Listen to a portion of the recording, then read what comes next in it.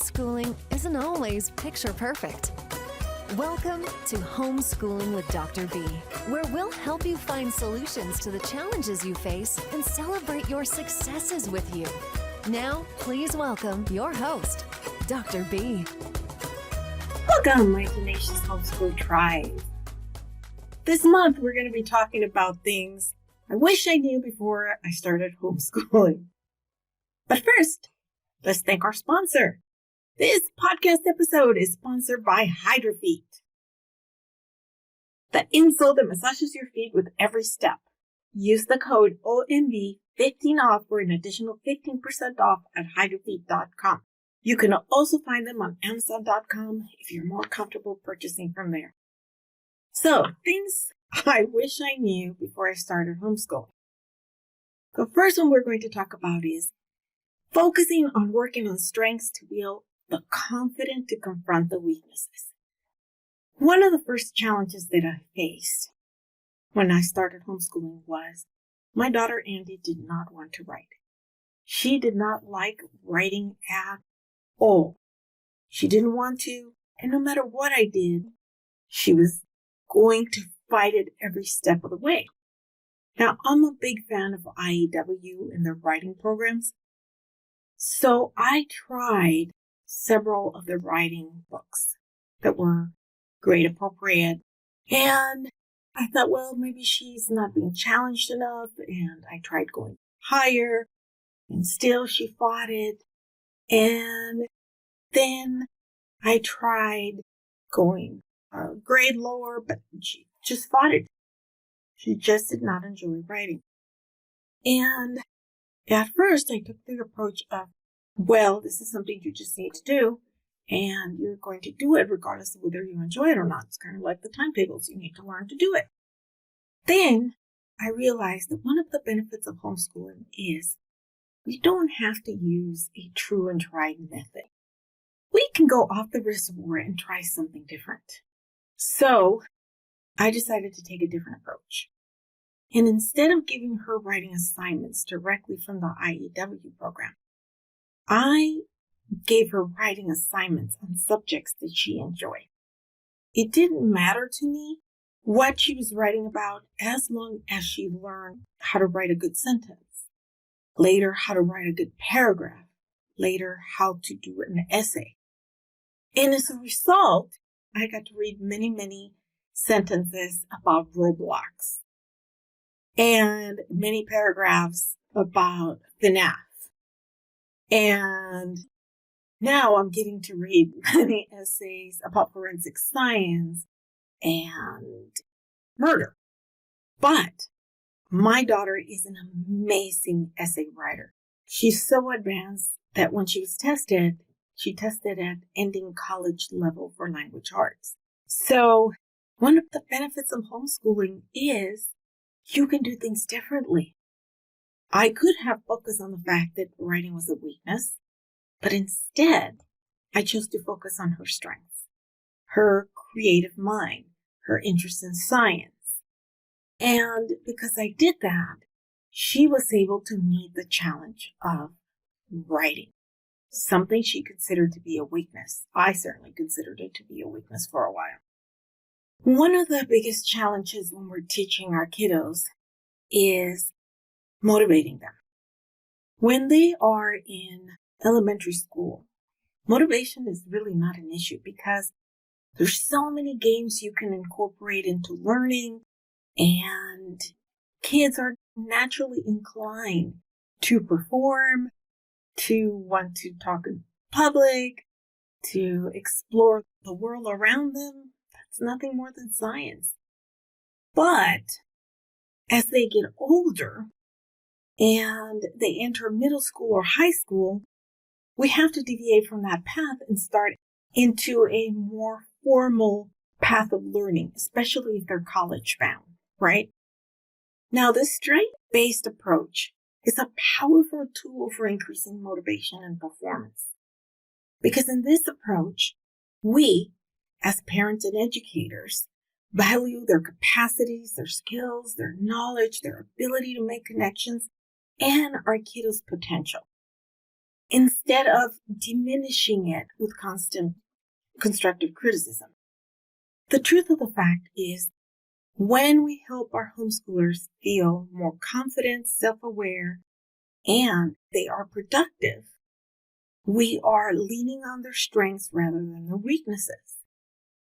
In turn, believe it or not, this leads to higher engagement and increased performance and a lot less flack from our kids. So that seems like a lot of words. What does it mean in practical application? Okay, well, first, you need to find your child's strength.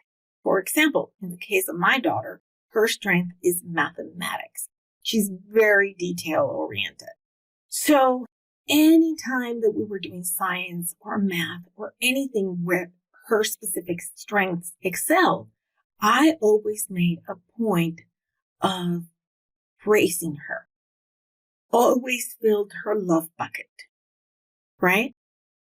And that meant that my child started to see me as a source of motivation, and she gave me a little credit for her success because I was her biggest cheerleader. This really reinforced our bond as mother and child, but also as teacher and student. In addition, it really increased my daughter's confidence in her abilities. So that meant that when she was going into a subject that she found challenging and I started cheering her on, she was confident enough to be motivated by my words. Now, keep in mind that when I say focusing on strength, it doesn't mean that we're ignoring challenges, and it certainly doesn't mean that we're minimizing struggles. The goal is to both improve strengths and weaknesses by developing a growth mindset. A growth mindset means that we have to help our children become individuals who believe in their talents, who believe that they can improve both their talents and their weaknesses through hard work, problem solving, and good strategies. That is a growth mindset. So, people who have a fixed mindset believe that their talents are innate gifts. And believe it or not, I've had many an opportunity to work with gifted children, both in the homeschool setting and outside of the homeschool setting. And when a child has a fixed mindset, it doesn't matter how high their IQ is. They're really going to be challenged in the learning environment. First of all, they feel they know everything, so they really limit their ability to learn. They think they're smarter than everybody, which it's possible that they're smarter, but it doesn't necessarily mean that they're more knowledgeable or mature or have the wisdom that someone else has. Certainly not the experience, but they refuse to listen. Again, creating another challenge to their ability to learn. So one of the things that we really need to work on as our children's educators is helping them develop a growth mindset. How did I do that? Because I have been very successful with my children and other children, but not all children. I have been successful helping my children create a growth mindset by really praising their strengths, but at the same time pointing out where they can grow in those strengths when they are open to hearing it. Sometimes they just need to be praised. Other times, you need to say, this has gotten too easy, let's push it up to the next level. But when you do that, you need to make sure that they understand that you're confident that they're going to do well in the next level. And if you believe in them, they will believe in themselves. At the same time, when they're challenged in a different area, for example, my daughter in writing, one of the things that I would do is I would point out to her how much she had improved in an area that came easy to her through her hard work. And I would say, I bet if you applied that same attitude towards your writing, I bet that you're going to become a great writer. And in fact, she first became an incredible technical writer. She can put out a college level essay like there is no tomorrow. She writes in the 8th grade a lot better than many of my upper level college students did when I was a professor. So I praised her, I encouraged her, and then when she became an excellent technical writer, I challenged her to become a creative writer. Now, this girl couldn't write a piece of creative writing to save her life. Okay? She was just really had a mental block. She really focuses on detail. She can be very technical. And so she really was challenged by that. But now she's an amazing creative writer. She writes this beautiful poetry. She writes these amazing, scary stories. Her character development is so detailed and vibrant. You feel what her characters are feeling. Now, my daughters have had different challenges. I have another daughter who came late into my life, and she didn't speak, read, or write any English. And I taught her to do all of those things and be at grade level in 18 months. Here, she was a great mathematician. And I really focused on praising her math. Really focused on pointing out how good it came to her, how easy it was. But I bet if she worked harder, she could advance in her math. And she wanted to advance because she was getting a lot of praise. At the same time, I can't tell you the number of times that she cried because she was reading a book that was too hard to read in English. She didn't know what any of the words meant. And she had to sit there with a dictionary. And no one spoke to her in Spanish. She learned to speak English, at least conversational English, within 3 months. And at 3 months, she already had no accent. She had started to communicate within 30 days, but in 3 months, she had no accent. By the end of the year, she was reading and writing English at grade level. She was struggling. She's still struggling with her grammar.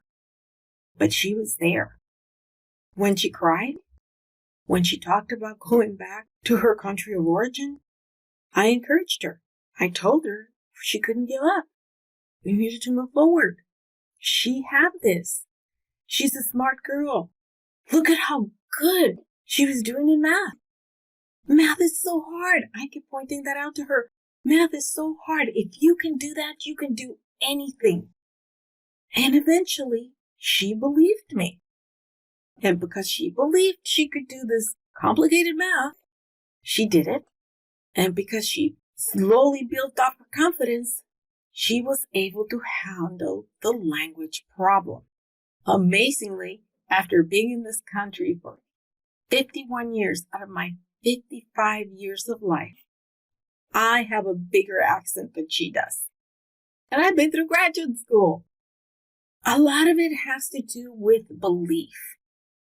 If we believe in our children, if we show that we're confident that they can do something, that they can problem solve, they will believe in themselves, and they will create that self-confidence that they need in order to meet those challenges.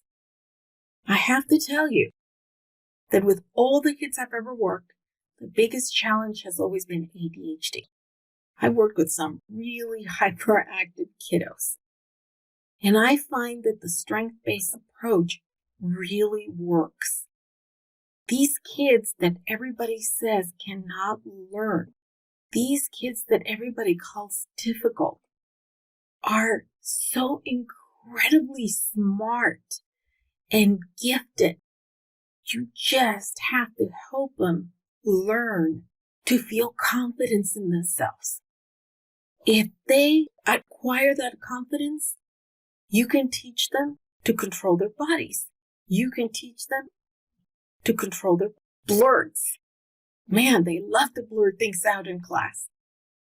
You can teach them to meet Not just the challenges of ADHD, not just the social challenges they face because of their ADHD, but the educational challenges that they face because of their ADHD. I really believe that helping our children focus on their strengths has a tremendous impact on their self-confidence. When we believe in them, they believe in themselves, and they truly can do anything. And I think it's truly wonderful that we, as a homeschooling family, or as homeschooling families, can choose the approach in which to teach our children. We're not dependent on others. We can choose it.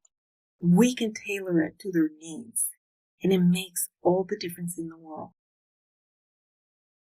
Life can be overwhelming, but homeschooling doesn't have to be. In fact, we just started a homeschooling support group on Facebook. Check us out at Homeschooling with Dr. B. For other links and resources, please visit our website. Till next week, enjoy your kiddos. Thank you for joining us on this episode of Homeschooling with Dr. B. Head over to homeschoolingwithdrb.com for more information and resources. That's homeschoolingwithdrb.com. Until next time.